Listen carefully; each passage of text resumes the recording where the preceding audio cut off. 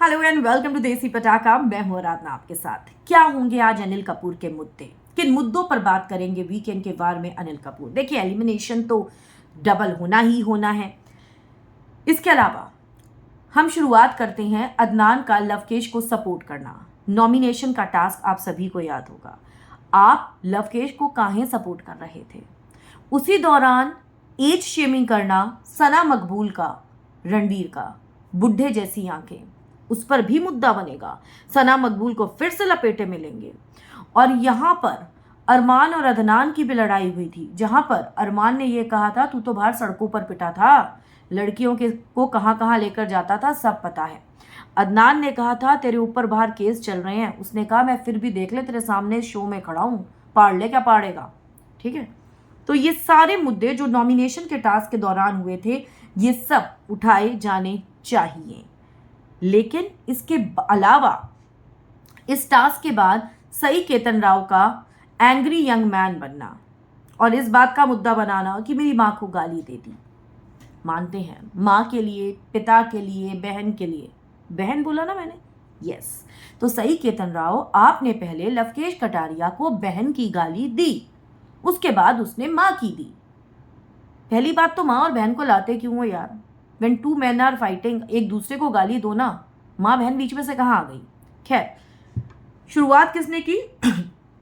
सई केतन राव ने की। सबसे पहले परिवार पर कौन गया? गाली किसने दी? सई केतन राव ने दी।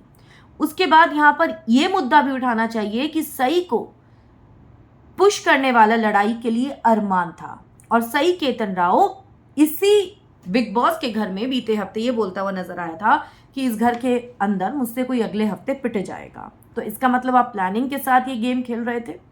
इसके अलावा जिस मुद्दे को अनिल कपूर उठा सकते हैं वो है घर के अंदर बार बार सई केतन राव का एग्रेसिव होना, धक्के मारना।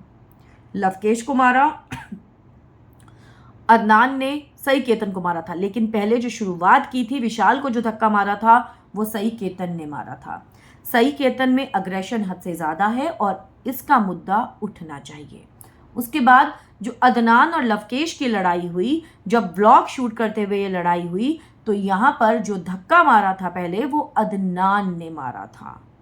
इन सब मुद्दों पर बात होनी चाहिए। लेकिन इससे बड़ा एक और मुद्दा है, सना मकबूल को जिस तरीके से गटर छाप, बाजारू औरत, घटिया औरत, सड़क छाप औरत, इन शब्दों का इस्तेमाल जो रणवीर करते हैं वो बेहद गलत है और ये बात उठानी बनती ही बनती है।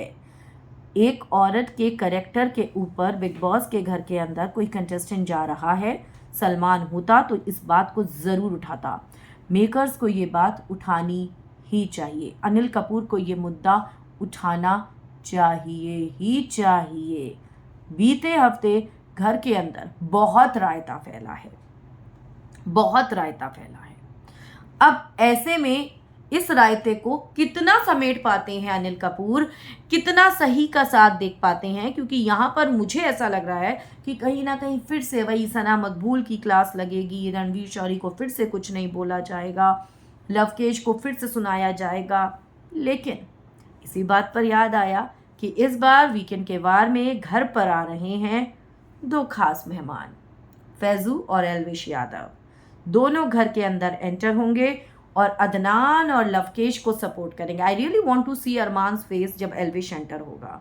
मुझे सच में देखना है।